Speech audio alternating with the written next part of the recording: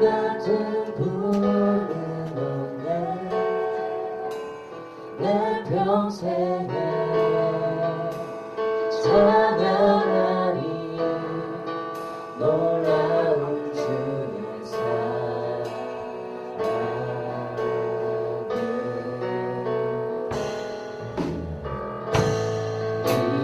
이로자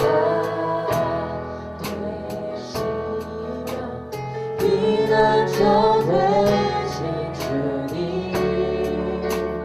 나의 영혼 온 마음 다해 주를 경배하리라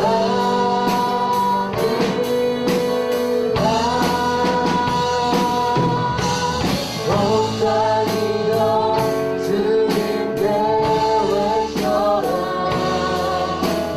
능력과 위엄의 왕 되신 주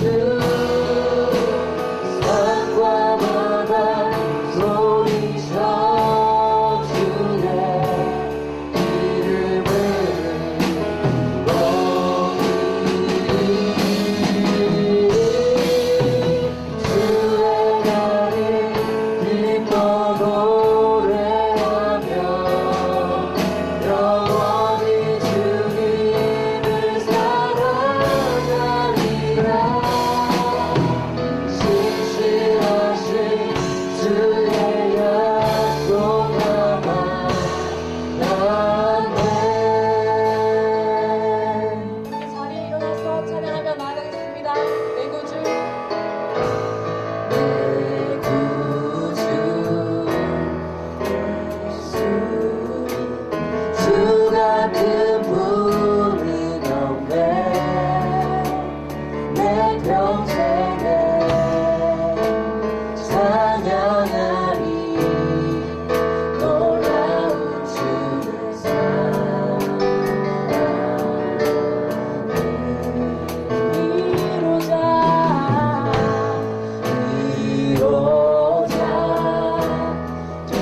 되시며 피난처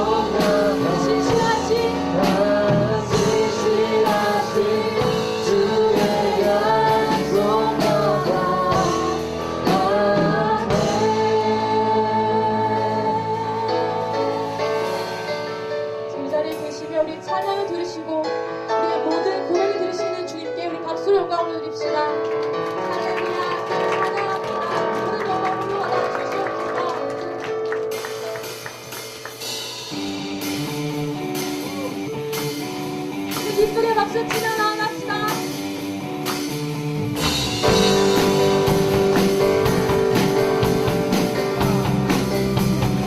주신 씨앗이 주신 씨앗이 놀라워 죄인의 마음 흔드네 자비의 물가로 인도하시니 그 무엇도 끊지 못해 주여 기억하소서. 주여 기억하소서 주 백성 자녀를 진실한 주님의 약속 주님의 주님의 내게 넘치네 나를 향한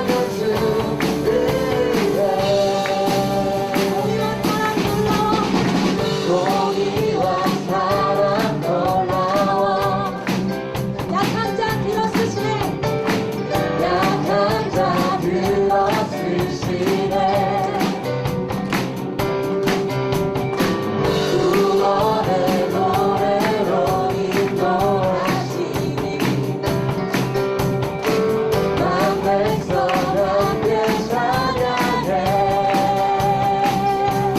주여 기억하소서 주 백성 자녀들 진실한 주님의 약속 주여 기억하소서. 주여 기억하소서 주 백성 자녀들 진실한 주님의 약속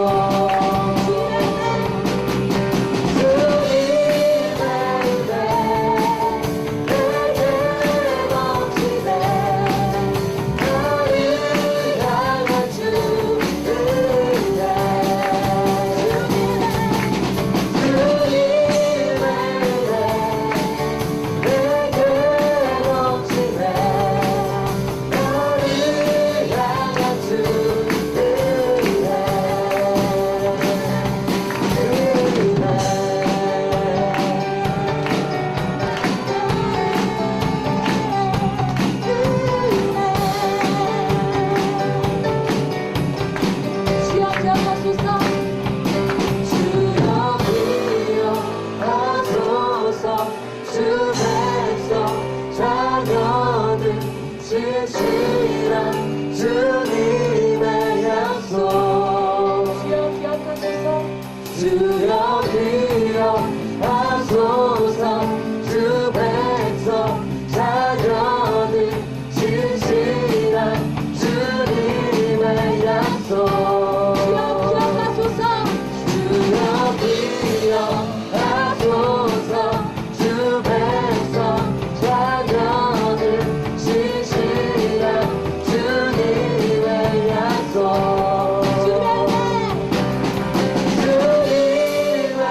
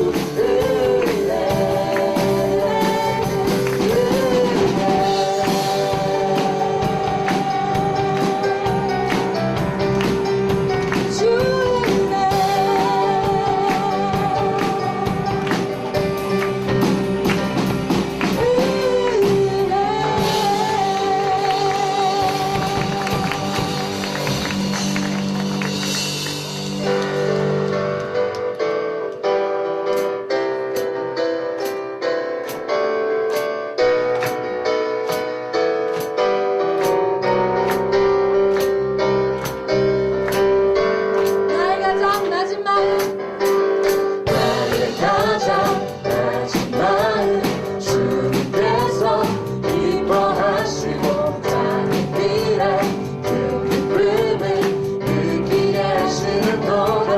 나의 가장 낮은 마음 주님께서 기뻐하시고 나의 미래 그 기쁨을 느끼게 하시는도다.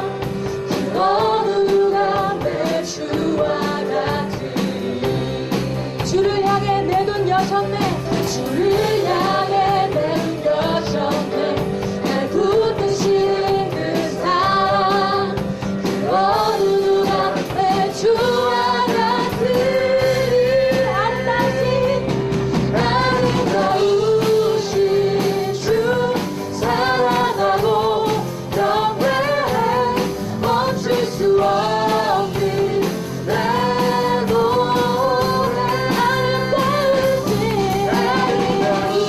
아름다우신 사랑하고 경배해 멈출 수 없는 내 노래 할렐루야! 할렐루야! 네.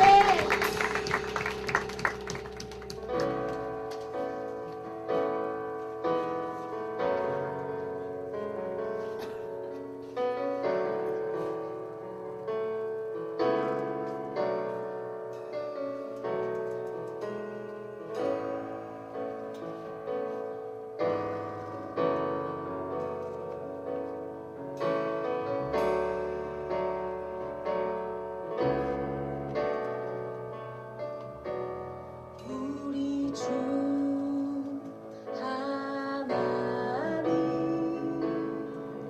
그 영광과 존귀를 받기에 합당하신 지금 여기 계신 하나님 온 천지 만물을 지으시고 다스리는 권능과 능력으로 주의 말씀 이루시니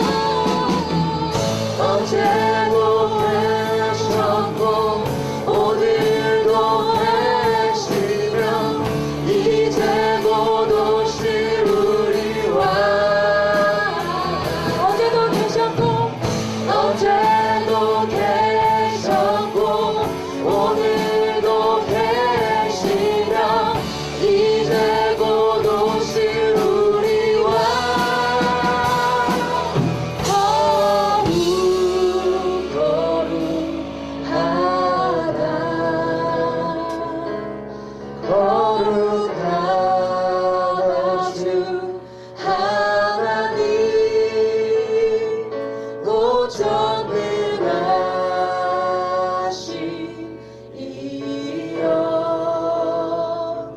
하나님 나라 일하네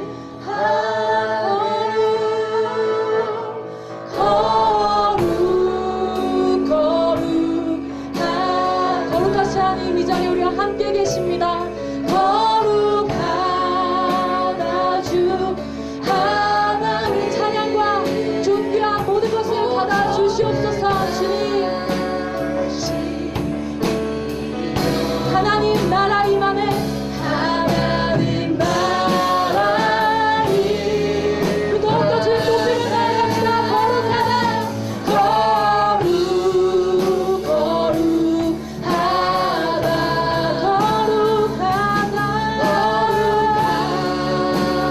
주 하나님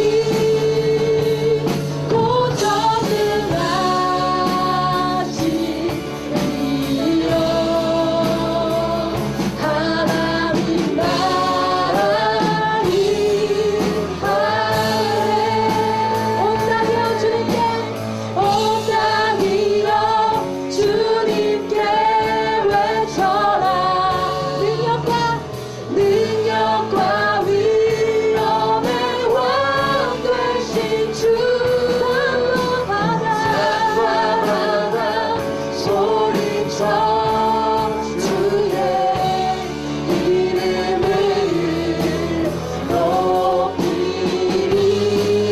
높이리 주 행하는 기뻐 노래하며 영원히 주님을 사랑하리라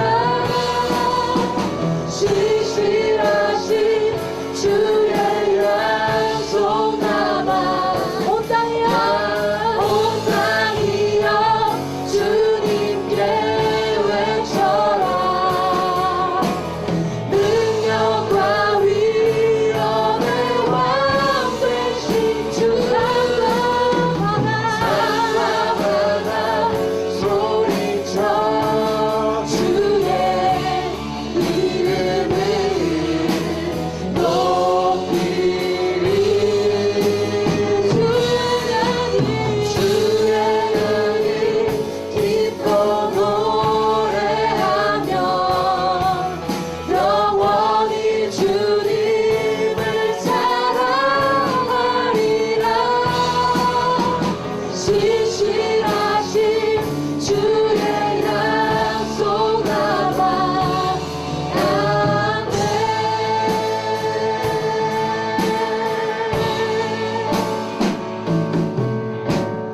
온 땅이여 주님께 외쳐라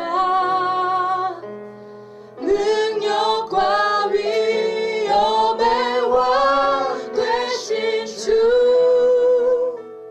산과 바다 소리쳐 주의 이름을 높이리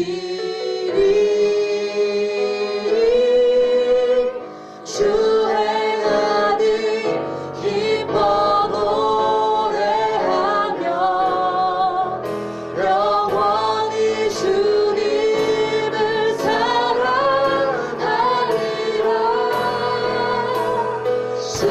신실하신 주의 약속 남아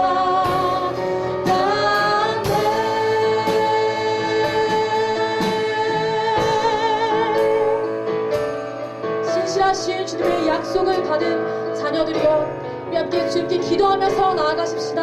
주님이 새해를 우리에게 허락하시고 오늘도 허락하신 호흡에 감사드립니다. 아버지 우리에게 믿음을 더하여 주시옵소서.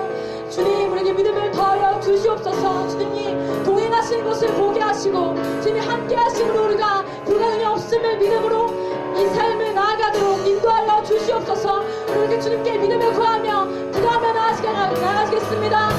이 시간에 아버지 우리 믿음을 구하여 주시옵소서. 아버지 믿음의 약속을 우리에게 주신 것을 우리가 아버지 믿음으로 나아갑니다. 우리가 마음을 허락하여 주시고 아버지 우리에게 주님의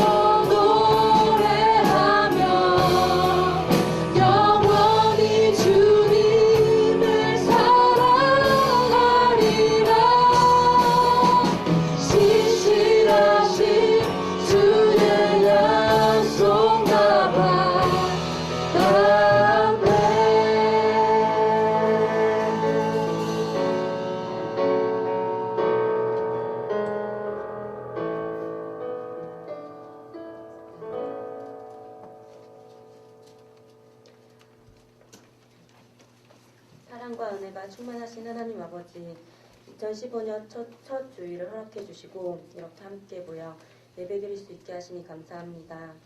주님, 2015년 새해를 맞으며 2014년 한 해 주님께 받은 사랑과 은혜를 되새겨 봅니다.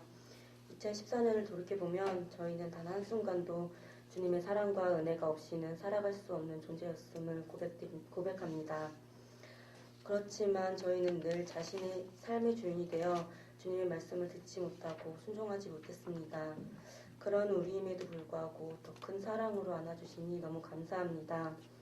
저희의 높아짐과 주인됨을 용서하여 주시고 2015년 새해에는 온전히 새 사람이 되어 하나님의 계획하심을 기대하며 말씀으로 무장되어 살아가는 모든 프라미스유가 되도록 함께해 주세요. 주님, 온누리교회 가운데 더 낮은 곳으로라는 귀한 표어를 허락해 주심에 감사함을 드립니다.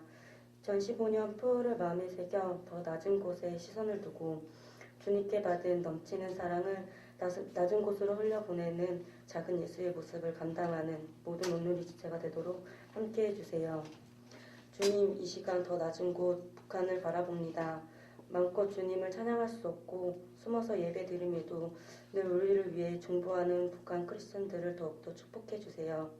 하루속히 하나님을 대적하는 그 정권이 무너지고 하나님을 자유로이 찬양하는 날이 오기를 소망합니다. 주님, 이 세대를 위해 기도합니다. 분별력이 흐려지고 옳고 그름의 기준이 사라진 이 세대 가운데 저희가 먼저 믿은 자로서의 사명을 감당하며 세대에 휩쓸리는 것이 아니라 깨어서 오직 말씀으로 분별하고 기도로 무장하는 우리가 되도록 함께해 주세요. 그리하여 하나님이 시선이 향하시고 마음이 향하신 곳에 저희 또한 시선을 함께 두어 하나님의 뜻에 맞는 소리를 내고 행동하여 주님이 오실 날을 예비하는 이 세대의 새벽 이슬과 같은 청년들이 되도록 담대함을 허락해 주세요. 주님, 오늘은 성찬식이 있는 날입니다. 다시금 저희를 위해 온갖 조롱을 받으시고 십자가에 못 박히시고 그 십자가에서 하나님의 외면의 고통을 감내하신 예수님을 묵상합니다.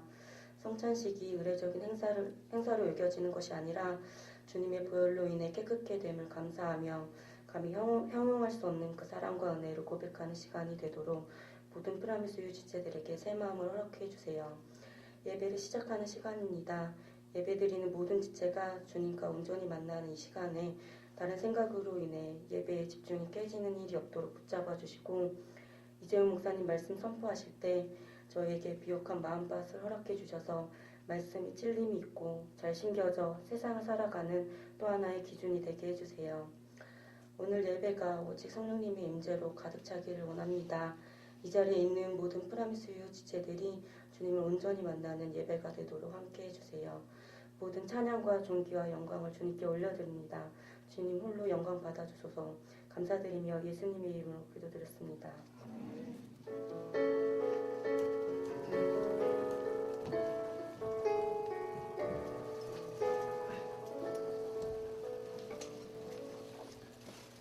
오늘은 세례식이 있는 날입니다. 우리 함께 묵상으로 기도하면서 세례식을 준비하도록 하겠습니다.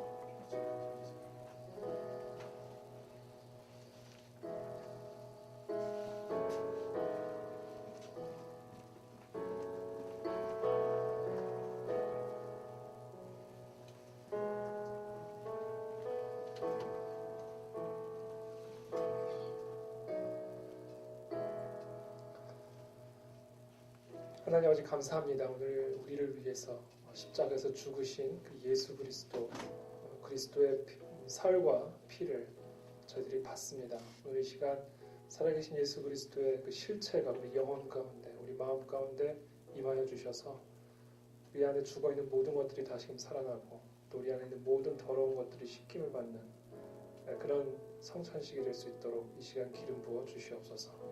감사하며 예수님의 이름으로 기도하옵나이다. 아멘. 그들이 먹을 때에 예수께서 떡을 가지사 축복하시고 떼어 제자들에게 주시며 이르시되 받아서 먹으라 이것은 내 몸이니라 하시고 또 잔을 가지사 감사 기도하시고 그들에게 주시며 이르시되 너희가 다 이것을 마시라. 함께 우리 분병을 하도록 하겠습니다.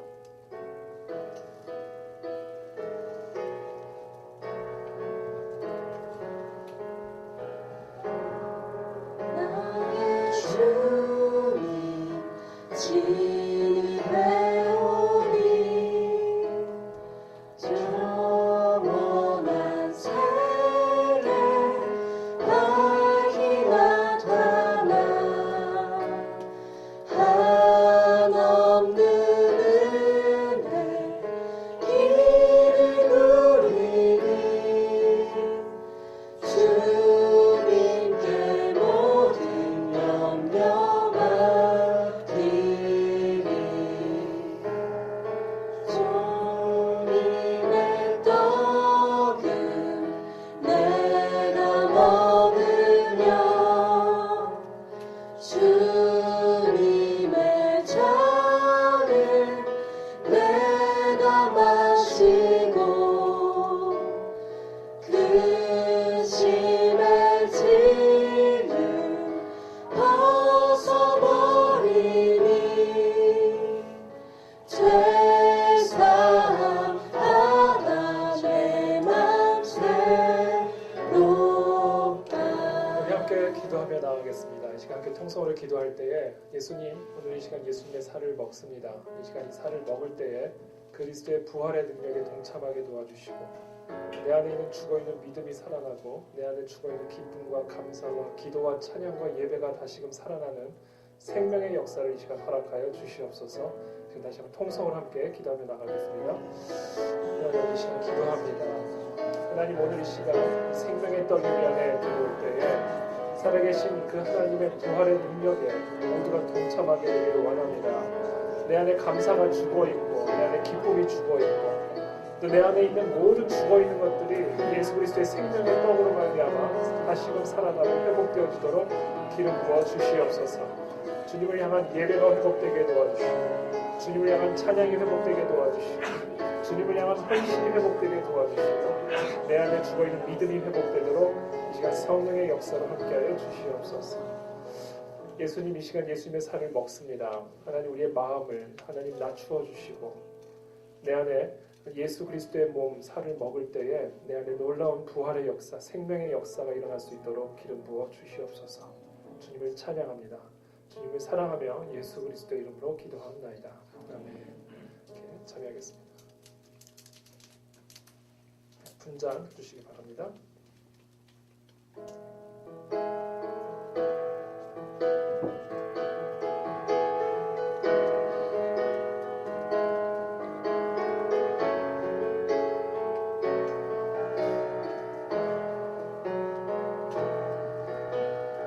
주의 보좌로 나아갈 때에 어떻게 나가야 할까? 나를 구원한 주의 십자가 그것을 믿으며 가네. 주의 보좌로 나아갈 때에 나 여전히 부족하나. 나를 부르신 주의 십자가 그것을 믿으며 가네. 자격 없는 내 힘이 아니 오직 예수님의 보혈로 자격 없는 내 힘이 아니 오직 예수님의 보혈로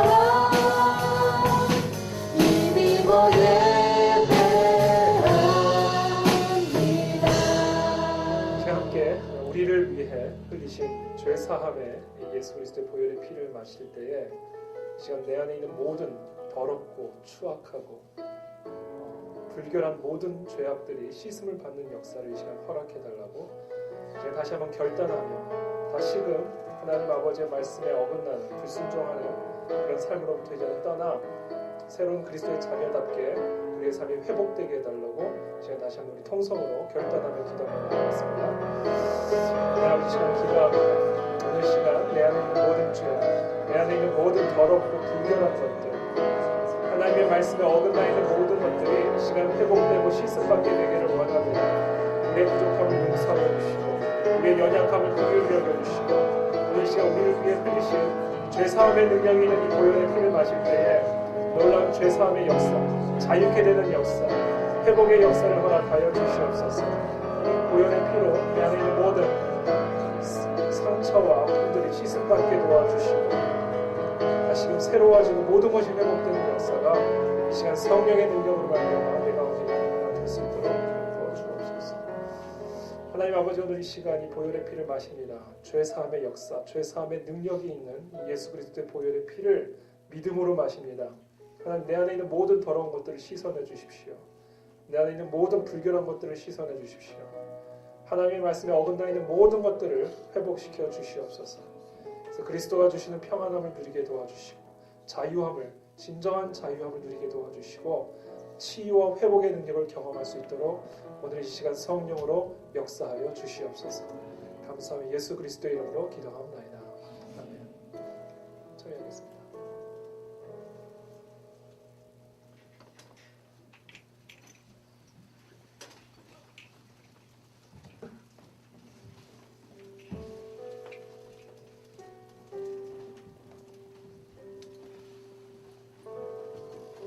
할렐루야.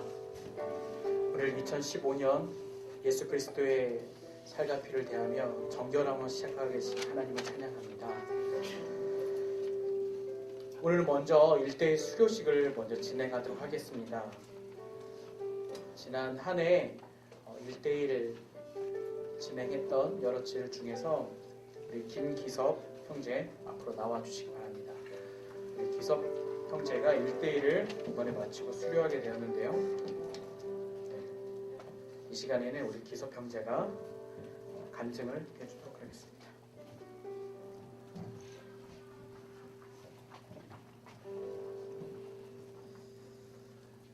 네, 반갑습니다. 오랜만에 와가지고요.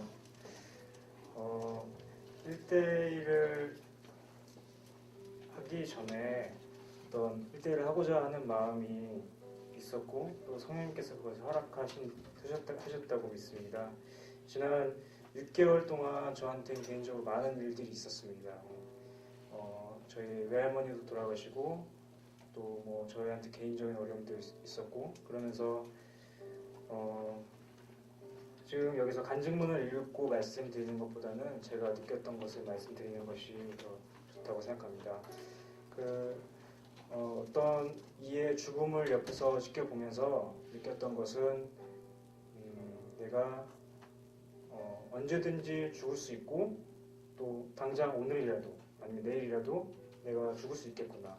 그럴 때 가장 중요한 것이 무엇일까라는 고민들을 많이 하게 되었고 또 할머니께서 돌아가시기 전에 하셨던 말씀들은 네가 돈을 잘 벌어라 혹은 너가 뭐 출세를 해야 된다 이런 말씀들이 아니라 건강해야 된다 또 행복해야 된다 이런 것이었습니다. 그래서 어떤 가치관이 나 인생에서 가장 중요한 것일까라고 생각을 했고 1대1을 그 기간 동안에 하면서 하나님의 말씀들이 정말 중요하고 내가 오늘 하루에도 작은 열매라도 맺고 사는 것이 제일 중요하다 라는 생각들을 하게 됐습니다.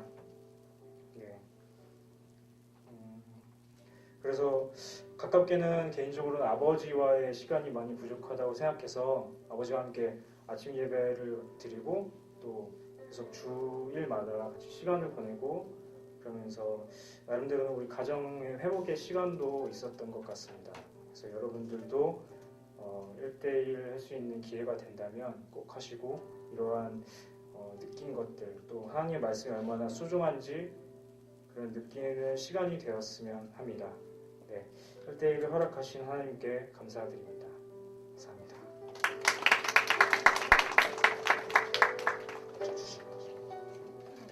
아직 내려가시면 안 되고요. 자, 1대1 수료식 수료장 전달하도록 하겠습니다. 1대1 제자양육 프라미스유 김기섭. 위 성도는 강동 오누리교회 1대1 제자 양육 동반자 가정을 성실하게 이수하였으므로 이 수료증을 드립니다. 2014년 12월 28일 오누리교회 담임 목사 이재훈 대도. 우리 수료장 전달할 때 여러분 큰 박수 해주시고요. 여러분 순에서 나오셔서 축하해 주셨습니다. 이 시간에는 우리 기섭 형제 함께 우리 축복할 텐데, 우리 축복의 통로 당신 하나님 언약하는 축복의 통로 함께 이 차례를 통해서 축복할 때 순에서 또 우리 축하하고 싶은 지체들 나오셔서 우리 기섭 형제 함께 축복해 줬으면 좋겠습니다. 당신은 하나님의 언약 안에 당신은 하나님의 언약 안에 있는 축복의 통로 기섭을 통하여서 열방이 주께 돌아오게. 기섭은 하나님의 언약 안에 있는 기섭을 하나님의 언약 안에 있는 축복의 통로 기섭을 통하여서 열방이 주께 예배하게 되리. 자, 잠깐 우리 기섭 형제 위해서 기도하겠습니다.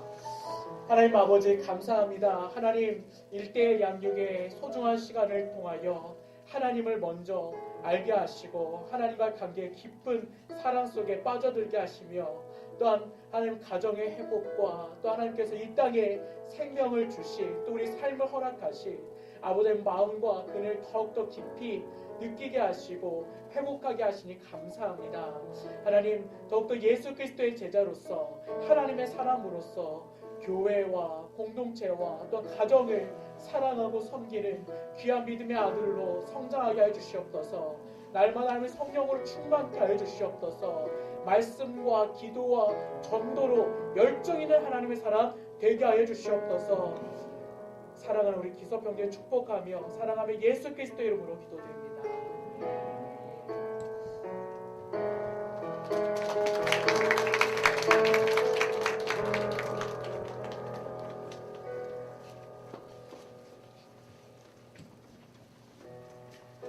광고하겠습니다. 광고하기 전에 우리 하나님 평강이 우리 옆에 있는 지체들 보고 축복할 텐데요. 자, 오늘은 먼저 우리 고3 파워 웨이브에서 프라미스 유로 올라온 우리 대학부 새내기 지체들이 축복합니다. 자, 우리 대학부 새내기 지체들은 그 자리에서 살짝만 일어나 주시겠어요?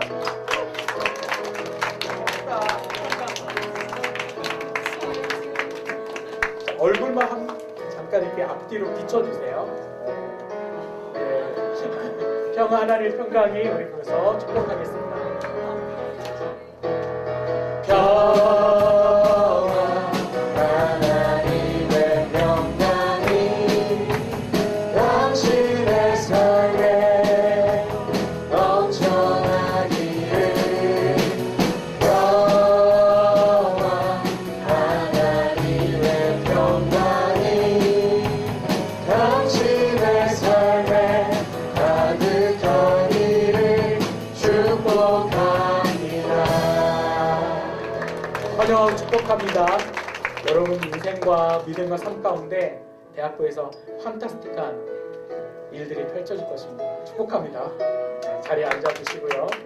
자, 오늘 새로 오신 분들이 계십니다. 오늘 우리 프라미스 공동체 예배에 처음 오신 분은 살짝 손을 이렇게 들어주시고, 살짝 손만 살짝 들어주세요.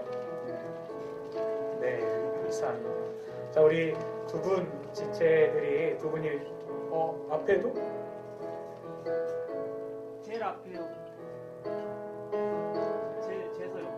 네, 우리 프라미스 공동체 예배 처음 오신 분들 이 시간 환영 축복하겠습니다. 은혜, 하나님의 은혜가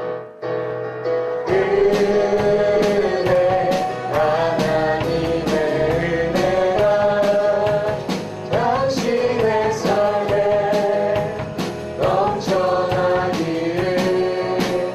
은혜, 하나님의 은혜가 당신의 삶에 가득하기를 축복합니다. 우리 새로 오신 우리 모든 제들 환영하고 축복합니다. 오늘 광고 말씀 전하도록 하겠습니다. 2015년 오늘 첫 주일 시작하면서 우리 오늘의 교회 전체적으로 선교 헌금 작정하는 시간이 있습니다.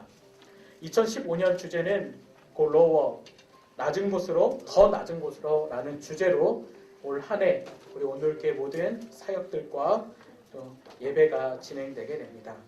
그래서 2015년 선교헌금 작정서는 정말 더 낮은 곳으로 열방 가운데 아직도 한 번도 복음을 들어지 못한 가난한 그 영혼들을 향해서 우리가 나아가길 원합니다.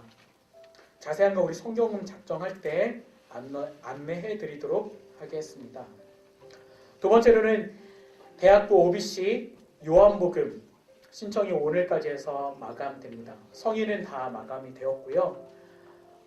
대학부는 오전 10시부터 12시 반. 제가 지금 생각해 한 12시 정도까지 맞춰보려고 합니다. 그래서 12시 정도까지 해서 요한복음을 8주 동안 OBC 교재를 통해서 함께 진행하게 되는데요. 돌아오는 토요일 1월 10일 오전 10시부터 시작하게 됩니다. 오늘 순장님들께 신청해 주시고 등록 및 접수는 11층 사무실에 가셔서 최혜정 간사님께 등록해 주시면 되겠습니다. 세 번째로는 1월 10일 날 같은 날에 우리가 새벽 기도, 지금 40일 송구영신 새벽 기도회가 진행되고 있는데 섬김을 우리 대학부에서 진행합니다. 그래서 여러분들이 새벽에 5시 20분까지는 오셔서 우리가 함께 간식도, 안내도, 주차도 섬기게 됩니다. 우리 지들 꼭 기억하셔서 돌아오는 토요일 1월 10일 새벽 5시 20분, 늦으면 30분까지 오셔서 함께 새벽 기도회 준비도 하고 또 기도회도 함께 동참했으면 좋겠습니다. 그리고 세 번째로는 1월 다음 주 우리가 16, 17, 18 대학부 리더십 수련회가 경기도 광주에 실촌 수양관에서 진행되어집니다. 리더십뿐만이 아니라 우리 프라미스 유에서 정말 대학부의 사역과 앞으로의 2015년 비전과 방향과 또 우리 강동 프라미스 유뿐만이 아니라 다른 서빙고나 양재 또 대전 다른 지역에 있는 대학부 지체들과 함께 예배하고 또 기도하고 또 오늘의 대학부가 또 이 땅의 대학생들이 또 젊은 20대 청년들이 일어나길 바라는 마음인 지체들은 함께 갔으면 좋겠습니다. 그래서 대학부 리더십 수련회에 참석하고자 하는 마음이 있는 지체들은 순장님들에게 MC들에게 꼭 이야기해 주셨으면 좋겠습니다. 자, 오늘 주시는 하나님의 말씀 같이 읽도록 하겠습니다. 오늘 새해 첫 주에 주시는 하나님의 말씀은 로마서 1장 14절에서 16절까지의 말씀입니다. 로마서 1장 14절에서 16절까지의 말씀. 신약 성경입니다. 로마서 1장 14절에서 16절까지의 말씀을 저와 함께 한 목소리를 읽도록 하겠습니다.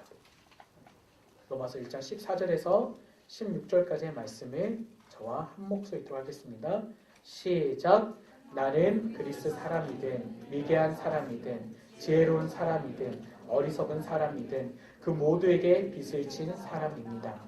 그러므로 나는 로마에 있는 여러분에게도 복음 전하기를 간절히 원합니다. 나는 복음을 부끄러워하지 않습니다. 이 복음은 모든 믿는 사람들에게 구원을 주시는 하나님의 능력이기 때문입니다. 먼저는 유대 사람에게요, 다음으로는 그리스 사람에게입니다. 아멘. 제가 한 번 더 읽어드리겠습니다. 나는 그리스 사람이든 미개한 사람이든 지혜로운 사람이든 어리석은 사람이든 그 모두에게 빚을 진 사람입니다. 그러므로 나는 로마에 있는 여러분에게도 복음 전하기를 간절히 원합니다. 나는 복음을 부끄러워하지 않습니다. 이 복음은 모든 믿는 사람들에게 구원을 주시는 하나님의 능력이기 때문입니다. 먼저는 유대 사람에게요, 다음으로는 그리스 사람에게입니다. 아멘. 오늘 말씀의 제목은 복음의 빚진 자라는 제목으로 이재훈 담임 목사님께서 오늘 전 캠퍼스 모든 부서에 말씀 전해 주시겠습니다. 세계적인 선교 잡지 더 미셔너리 리뷰 오브 더 월드라는 잡지 1889년 4월 판에 우리 한국 교회에 대해서 이렇게 소개했습니다. 한국은 현대 선교의 또 다른 기적이다.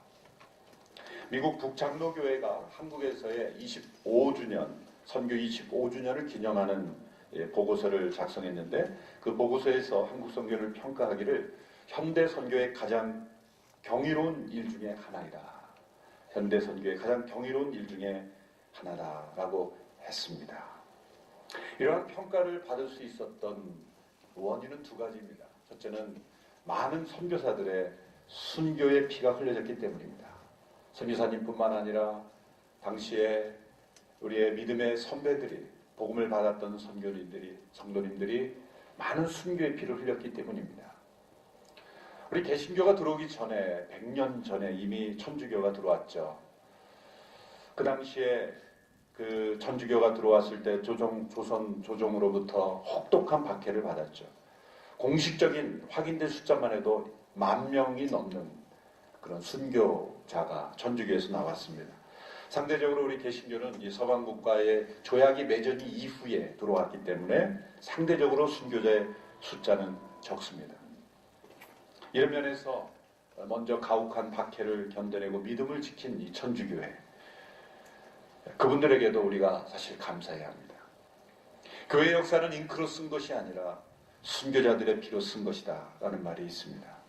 터툴린이라는 초대교회 지도자는 순교자의 피는 교회의 씨앗이며 교회는 순교자들의 피로 자란다 라는 말을 했습니다. 이 많은 이 순교의 피가 이 땅에 흘려졌다는 것을 우리는 기억해야 합니다.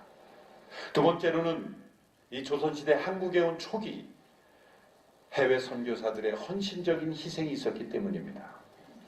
이 조선시대 한국에 온 우리 해외 선교사들은 질적으로 매우 우수한 분들이었습니다. 또한 매우 헌신적인 분들이었습니다.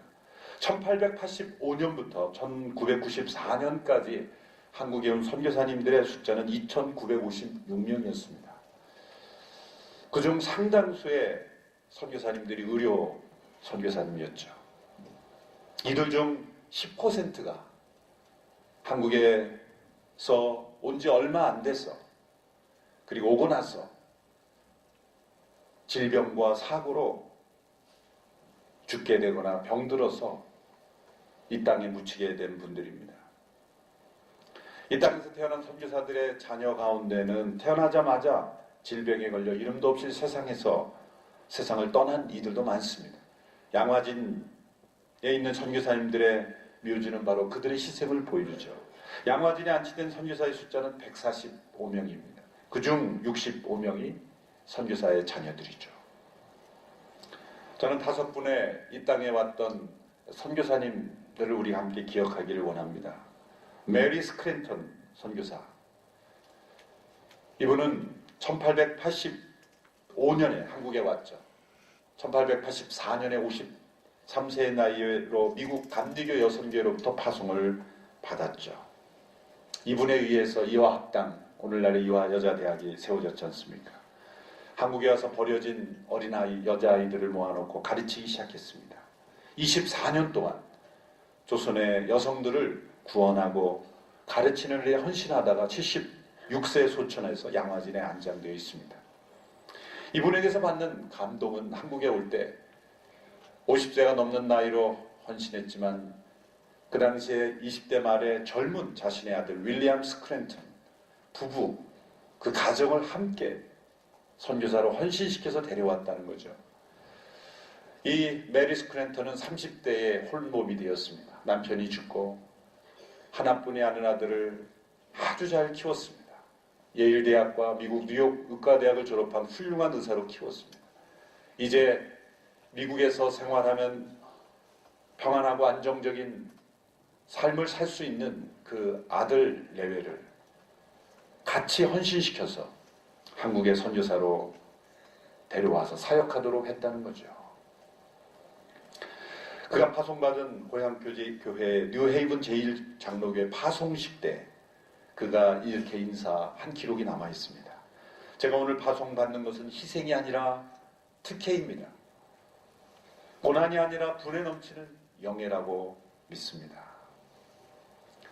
이 메리 스크랜턴과 그의 아들 윌리엄 스크랜턴 내외의 이 헌신을 통해서 이 땅에 최초의 공식적이고 그리고 잘 훈련된 교육기관들이 세워지고 많은 곳에 새로운 변화가 일어났다는 것을 우리는 기억하고 감사해야 할 것입니다.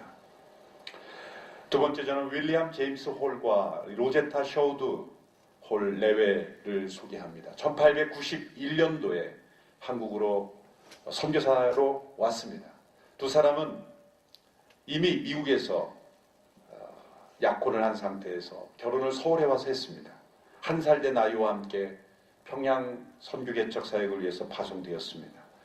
윌리엄 제임스 홀이 1894년도에서 청일전쟁 이후에 많이 다친 부사장들을 치료하기 위해서 평양에서 치료하다가 전염병에 걸렸습니다. 1894년이니 이 부부가 한국에 온 지 3년 만에 윌리엄 제임스 홀은 세상을 떠나게 됩니다. 그때 그의 아내 로제타 홀은 임신 7개월이었습니다. 29살의 나이로 남편을 한국에 와서 잃은 로제타는 미국으로 돌아가서 두 번째 딸을 낳고 두 자녀를 데리고 1897년 한국으로 다시 돌아옵니다. 평양에 병원을 세우고 일하던 중에 사랑하는 딸도 이질로 죽게 됩니다. 그러나 이 로제타 홀의 선교 사역은 중단되지 않았습니다. 그녀의 헌신은 45년간이나 지속되었습니다.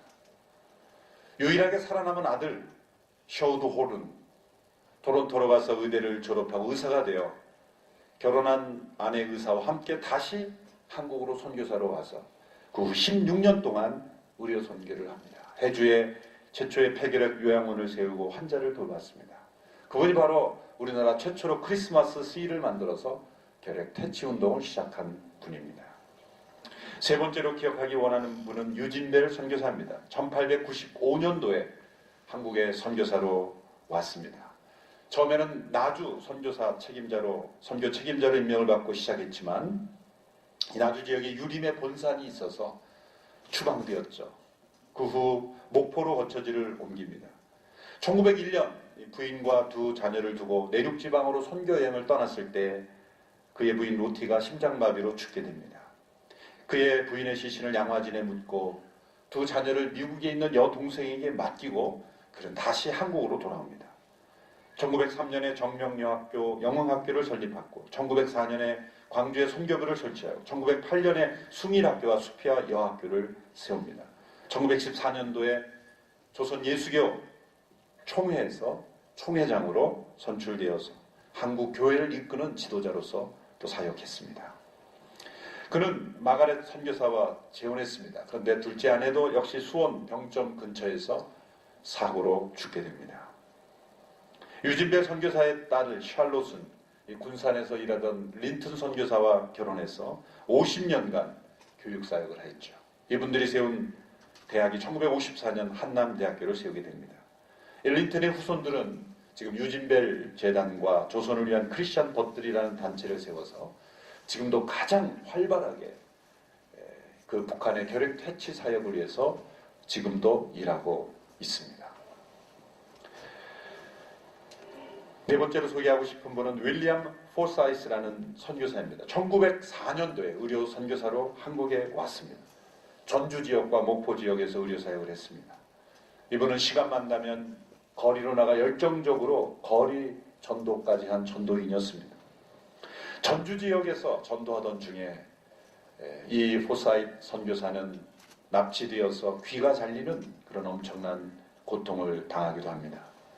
그러나 이분의 희생은 끊이지 않았습니다. 특별히 포사이트 선교사는 한센병 환자, 나 환자들을 특별히 돌봤습니다. 어느 날 이 전남 지역의 다른 동료 선교사가 급성 폐렴으로 위독하다는 말을 듣고 가던 중에 산 모퉁이에서 신음하며 떨고 있는 한센병 여 환자를 발견하게 됩니다. 손과 발은 짓물러 있었고 누더기 옷은 피와 고름으로 엉켜 있습니다. 자신이 타고 가던 말에 그 여인을 태우고 자신은 걸어서 그 마부가 되어서 광주까지 내려왔습니다. 그 여인을 끌어안고 옮기던 중에 그 여인이 지탱하던 지팡이가 땅에 떨어졌죠. 그 옆에 최흥종이라는 그 광주 지역에 있던 한 분이 있었습니다. 선교사는 그분에게 지팡이를 좀 집어달라고 부탁했습니다. 근데 최흥종이라는 사람은 그 당시에 사람들은 나병 환자만 보면 돌을 던졌고 가까이 접촉만 해도 전염된다고 생각했기 때문에 피와 고름이 엉켜있는 지팡이조차도 잡기가 두려웠다는 것이죠.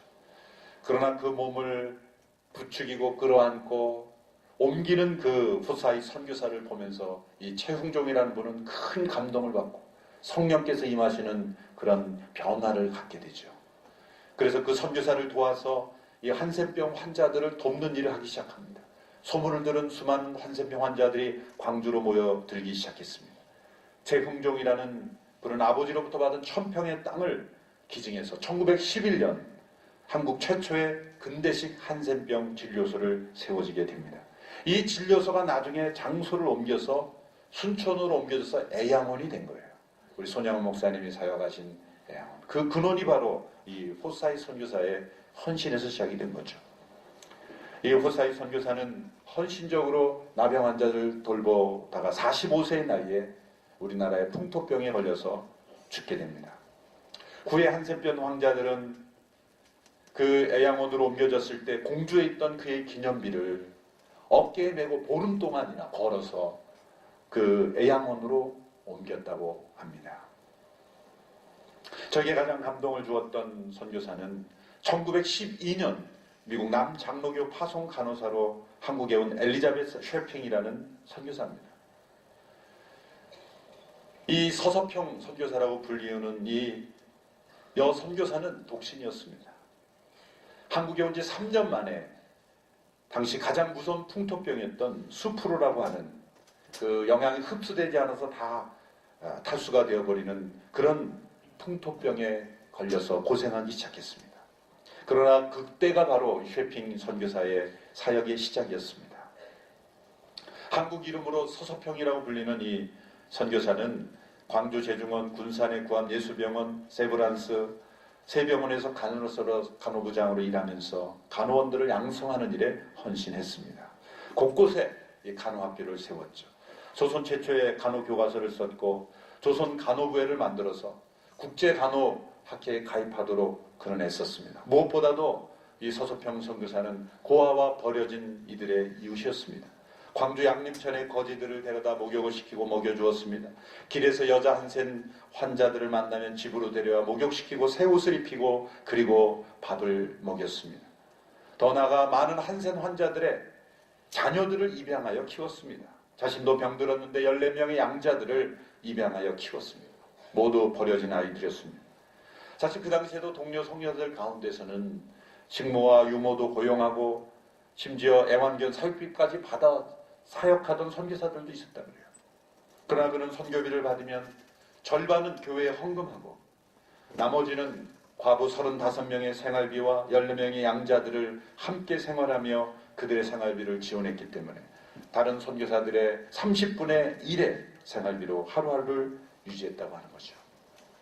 그는 아파서도 강의했고 죽는 날까지도 누워서 학생들을 가르치며 죽었다고 합니다. 1934년 그가 한국에 온 지 23년이 되었을 때 그는 더 이상 견딜 수 없어서 돌아가시게 되었습니다. 미 남장로교 선교회는 그녀의 사인을 보고받고 깜짝 놀랍니다. 풍족하게 살 수 있는 선교비를 후원했음에도 불구하고 그 서서평 선교사님의 사인은 영양실조였다는 거예요. 그녀의 나이 53세였습니다. 그는 임종 때 찬송가를 드리며 입가에 미소를 머금고 이렇게 고백했다고 합니다. 난 하나님의 부르심을 받아 먼저 가니 천국에서 만납시다. 내가 호흡을 거두자마자 내 시체를 해부해서 연구 자료로 삼으십시오. 그가 남긴 유산은 담요 반 조각과 7전의 돈과 강냉이 가루 2홉이었다고 합니다. 그녀의 유품을 정리할 때 그녀의 친구가 발견한 그의 노트에서 발견한 좌우명은 바로 이것이었답니다. 성공이 아니라 섬김이다. 성공이 아니라 섬김이다. 그녀의 장례식은 광주 최초의 사회장으로 치루어졌죠.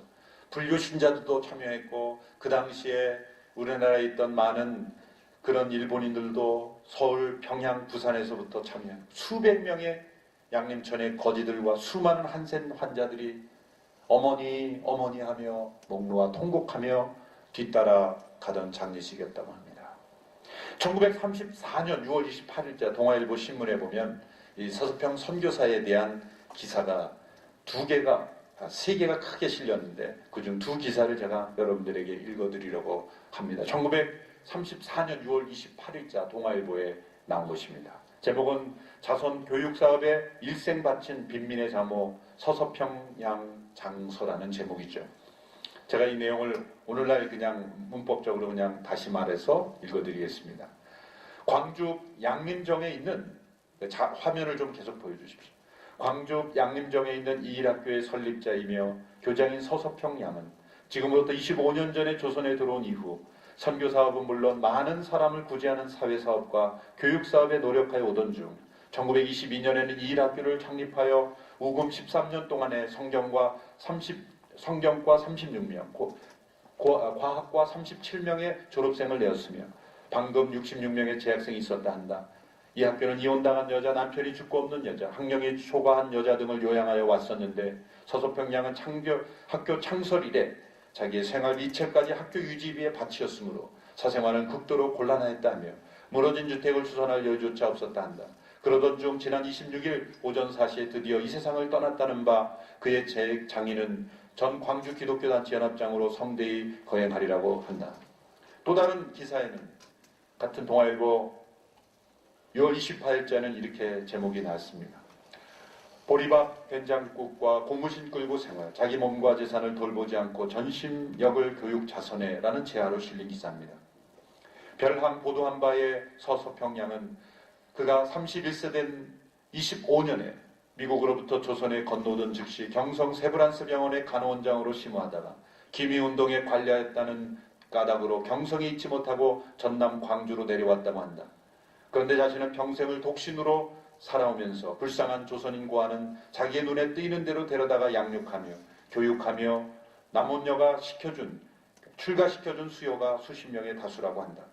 그리고 1922년 이일학교를 설립하였으나 특별한 재원이 없었던 까닭으로 자기 생활비 전부를 이에 충당하는 동시에 자기 자신은 조선 농촌 여성과 같이 무명배를 옷을 입으며 고무신을 신었으며 보리밥에 된장을 먹고 살아나왔다는 바 앞으로는 이 일학교의 존속 여하가 의문이라고 한다. 많은 자료들이 있지만 이 엘리자베트 셰핑, 이 서서평 선교사의 삶은 우리에게 큰 감동으로 남아 있습니다. 전 앞으로 이러한 분들의 일대기를 다큐나 그런 영화나 그런 자료들을 통해서 우리 기독교인들이 알아가고 또 마음에 새기고 본받는 일에 우리 교회가 힘써야 된다고 생각합니다. 여러분 이렇게 조선에 온 제가 5분의 선교사님만 말씀드렸지만 수많은 선교사님들이 이 땅에 조선 땅의 풍토병과 싸우며 자녀들을 잃어가며 자신의 삶을 다 내려놓고 희생한 이유가 무엇일까라는 것이죠. 무엇이 이들로 하여금 죽음을 두렵지 않게 하였고 그리고 이 땅을 떠나지 않고 그 자녀들이 이어서 이 땅을 섬기게 하였습니까? 그것은 오늘 우리가 함께 읽은 사도 바울의 고백이 그들의 마음속에 동일하게 있었기 때문입니다. 로마서 1장 14절 15절의 말씀입니다. 우리 함께 다시 한번 본문 14절 15절의 말씀을 읽겠습니다. 시작. 나는 그리스 사람이든 미개한 사람이든 지혜로운 사람이든 어리석은 사람이든 그 모두에게 빚을 진 사람입니다. 그러므로 나는 로마에 있는 여러분에게도 복음 전하기를 간절히 원합니다. 그 마음은 빚진 마음입니다. 모든 사람들에게 자신이 빚을 진 사람이라고 고백합니다. 사도 바울이 로마 성에 있는 사람들에게 무슨 돈을 빌렸겠습니까? 그리스 사람에게 돈을 빌렸겠습니까? 아무것도 관계가 없습니다. 그런데 사도 바울의 마음에는 빚진 마음이다라고 말합니다. 왜 그랬을까요? 하나님의 은혜를 입은 자는 그 순간 빚을 진 자가 된다는 거예요. 하나님께 은혜를 입었으면 하나님께 빚을 진 자가 된다 그러지 왜 다른 사람들에게 빚을 진다고 합니까? 하나님의 은혜를 받았다고 해서 하나님께 빚진 자라고는 설명할 수 없어요. 왜? 진정한 은혜는 거저 주는 것이요. 값없이 주는 것이기 때문에 빚을 만드는 것은 그 은혜를 베푼 사람에게 다시 갚으라고 하는 것은 사실 은혜가 아니죠. 은혜는 값없이 주는 것으로 끝나는 거기 때문에.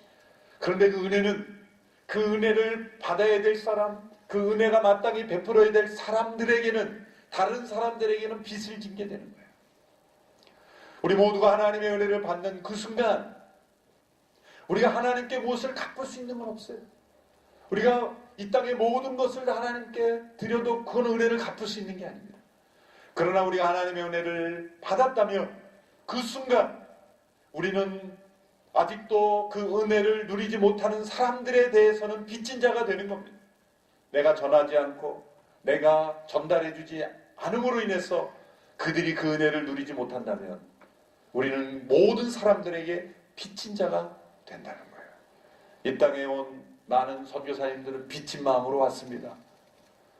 동일한 마음으로 전 세계에 흩어져 사역하고 있는 우리 한인 선교사님들의 마음에도 동일하게 이 마음이 있는 거죠. 내가 빚진 자다. 그리스도인이건 미개한 사람이건 지혜로운 사람이건 어리석은 사람이건 상관없이 인종과 수준과 문화와 모든 것에 상관없이 내가 다 모든 이들에게 빚진 자다. 빚진 자다. 빚을 갚지 않으면 늘 부담감이 있게 마련이에요. 내가 살아있는 한 빚이 있다면 우리는 그 빚을 갚아야 된다는 부담감이 있는 것처럼 하나님의 은혜를 받은 모든 자에게는 이 내가 빚진 자라는 거룩한 빚진 자의 부담이 있기에 어떠한 희생, 어떠한 고통이 요구된다 할지라도 그 빚을 갚는 자의 마음으로 살아가게 된다는 거예요. 구약 열왕기하에 보면 매우 흥미로운 사건이 나옵니다. 엘리야 선지자 시대에 아람 사람들이 사마리아 북쪽 사마리아를 쳐들어왔을 때 일어난 일입니다. 사마리아는 완전히 고립되어 있습니다. 아람 군대가 포위하고 있습니다. 사마리아 안에는 먹을 것이 다 떨어져 갑니다. 그러나 밖으로 나올 수 없었던 것은 아람 군대가 포위하고 있었기 때문이죠.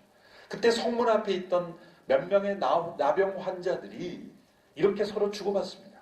야, 우리가 여기에 가만히 있다 죽을 거냐? 우리가 성 안에 남아있어도 어차피 죽을 것이고 아람 군대가 쳐들어오면 다 죽을 것인데 어차피 죽을 거 우리가 모험 한번 해보자. 아람 군대에 가서 항복하자. 우리 살려달라고 한번 가서 아람 군대에 가서 우리가 항복할 테니 말 잘 들을 테니 살려달라고 한번 부탁해보자. 거기서 죽나 아니면 여기서 죽나 똑같이 죽을 거 우리가 한번 나가서 살려달라고 부탁해보자. 그래서 나병 환자들이 이 아람 군대의 진영으로 가서 항복하려고 갑니다. 근데 그들이 갔을 때 깜짝 놀란 일이 일어납니다. 가보니 아무도 없는 거예요. 아람 군대들이 있을 거라고 생각했는데 아무도 없는 거예요. 불이 났게 도망가는 흔적이 있습니다. 그들이 갖고 온 모든 군수품 다 그대로 놓고 때로는 보물 같은 거 다 그대로 놓고 다 도망간 흔적입니다. 어떻게 이런 일이 일어났는가? 하나님께서 그들에게 큰 두려움을 주셔서 그들에게만 들리는 어떤 군대 소리 그런 엄청난 소리를 들려서 엄청난 군대가 몰려온다 생각하고 이들이 다 도망가는 거예요. 근데 이스라엘 사람들은 모르고 있었던 거예요. 나병 환자들이 죽을 각오를 하고 거쳐갔을 때 그 군대가 다 비었다는 걸 한 거예요. 그들은 금은 챙기기 시작합니다. 군수품을 챙기기 시작합니다. 굶주렸던 음식을 먹고 그들에게 필요한 것들을 챙기고 날리기 시작합니다. 그러다가 나병 환자가 서로 이렇게 말합니다. 열왕기하 7장 9절의 말씀이죠. 제가 읽어드리겠습니다. 그러다가 나병 환자들이 서로 말했습니다. 우리가 아무래도 잘못하고 있다. 오늘은 좋은 소식이 있는 날인데 우리가 잠자코 있으니 말이다. 우리가 발이 낡을 때까지 이 소식을 전하지 않으면 벌을 받을 것이다. 자, 정확하게 판단한 거죠. 이 기쁜 소식을 우리만 누려서야 되겠느냐? 아람 군대가 다 도망가고 없는데 지금 그 소식을 모르는 사마리아 성 사람들은 벌벌 떨고 있는데 우리만 이 좋은 소식을 알고 이 자유를 누렸어야 되겠느냐? 우리가 이 좋은 소식을 빨리 가서 성에 전해야 되지 않겠느냐? 이게 각성이 일어난 거예요. 한참 자기 몫을 챙기다가 반성이 일어난 거예요. 여러분, 이것이 어떤 말입니까? 좋은 소식이 있는데 우리가 참지 않고 있으면 우리가 벌을 받을 것이다. 우리나라 1945년도에 해방되었을 때 아직 라디오나 전파를 통해서 해방되었다는 소식을 듣지 못한 저 두메 산골에 있는 우리 백성들은 아직도 우리가 지배당하고 있다는 생각에서 벗어나지 못하고 있었던 때가 있어요. 방방곡곡 해방되었다, 우리가 자유케 되었다라는 소식을 전하는 사람들이 있었을 거예요. 복음을 증거하는 것은 바로 이겁니다. 좋은 소식을 알고 그 기쁨을 누리는 마음 때문에 우리는 그 소식을 듣지 못한 사람에게 빚진 마음이 되는 거예요. 이 복음의 기쁜 소식을 듣지 못한 사람에게 빚진 마음이 생기는 겁니다. 이것은 해야 할 의무이기 전에 자연스러운 반응인 거예요. 우리가 복음을 전해야 된다, 땅끝까지 선교해야 된다, 해야 된다 이전에 이 나병 자들에게 있었던 자연적인 반응이 뭐예요? 아람 군대가 다 떠나서 이제는 두려워할 필요가 없는데 이 좋은 소식을 우리만 알고 있어야 되겠느냐? 이것은 당연하게 자연적으로 일어나는 반응이요. 빚진 마음이에요. 복음의 빚진 마음. 선교란 하나님의 은혜를 입어 복음의 빚진 자가 되어 빚을 갚는 겁니다. 엘리자베스 쉐핑이 서서평 선교사는 뉴욕에서 한국으로 간호선교사로 온다 그럴 때 어머니가 쫓아냈다는 거예요. 여기에도 할 일이 많고 나도 돌봐야 되고 여기도 할 일이 많은데 너가 그렇게 낙후된 지에 가서 뭐 할 일이 있겠느냐? 집에서 못 갈 줄 알고 쫓아냈다. 집에서 쫓겨나고 온 거예요. 예수님께서 너희가 성령을 받으면 권능을 받고 예루살렘 모두 다 땅끝까지로 내 증인이 된다고 했죠. 어떤 사람은 예루살렘이 다 복음화돼야 사마리아 가고 사마리아 다 복음화돼야 땅끝 가는 거지. 우리나라가 다 복음화돼야 해외 가는 거지. 우리나라에 또 전할 일이 많은데 해외까지 가느냐? 아닙니다. 그것은 단계적이기도 하지만 복음이 전달되는 순서는 단계적이지만 가는 것은 전방위적으로 다 가야 되는 거예요. 땅끝도 가야 되고 예루살렘도 가야 돼요. 우리나라 저 두메 산골에 아직도 복음을 듣지 못한 농어촌 지역에도 가야 되는 거죠. 저 아프리카 아무도 가지 않는 그 당시에 우리 조선 땅은 정말 은둔의 나라라 그랬죠. 알려지지도 않은 일본까지는 알려져 있지만 이런 나라도 있었나? 라고 하는 은둔의 나라, 알려져 있지 않는 나라까지 왔다면 오늘 이 시대의 은둔의 나라를 우리가 찾아서 가는 것은 당연한 일이 아니겠어요. 우리는 그렇게 받아놓고 은둔의 나라를 갈 필요가 없다는 것은 은혜의 빚진 자가 아닌 것이죠. 다행히도 감사하게 수많은 우리 한국 선교사들, 오늘 있게 많은 선교사들이 그런 은둔의 나라, 우리 당시에 그 당시에 조선과 같은 그런 나라들에 지금도 찾아서 가고 있죠. 때로는 부모의 밤대를 무릅쓰고 가정에서 쫓겨나며 때로는 풍토병과 시달리며 자녀를 잃으며 희생하며 이 조선 땅에 와서 이 땅에 와서 수고한 선교사님들과 같이 그들도 헌신하고 있습니다. 우리는 그 복음의 빚진 자의 마음에 참여하는 것입니다. 그러므로 이것은 해야 할 일이 전에 당연한 일이요. 내가 무엇인가를 했다기 이전에 나에게 내가 받은 은혜에 대한 그저 반응일 뿐이다. 복음의 빚진 자의 마음. 이것이 2015년도를 시작하는 우리 모든 온누리교회 성도들에게 있어야 될 자연스러운 마음이라고 믿습니다. 이 복음의 빚진 자의 마음으로 우리가 한 해를 시작하기를 원합니다. 기도하겠습니다. 하나님 아버지, 우리에게 한없는 은혜 베풀어 주셔서 감사하되 이 은혜로 말미암아 우리가 한없이 갚고 또 갚아야 될 빚진 자의 마음이 된 것을 감사합니다. 복음의 빚진 자가 되어 이 땅에 왔던 수많은 선교사들, 그들의 희생과 헌신을 통해 이 땅에 우리가 복음을 듣게 되었습니다. 은혜를 입었다면 이제는 그 은혜로 인한 빚을 갚는 우리 민족 한국교회 온누리교회가 되기를 원합니다. 복음의 빚진 자가 되어 전 세계 또 다른 조선 또 다른 은둔의 나라를 찾아 나가는 모든 선교사와 선교사역을 후원하는 우리 모두가 되게 하여 주옵소서. 예수님의 이름으로 기도합나이다. 아멘.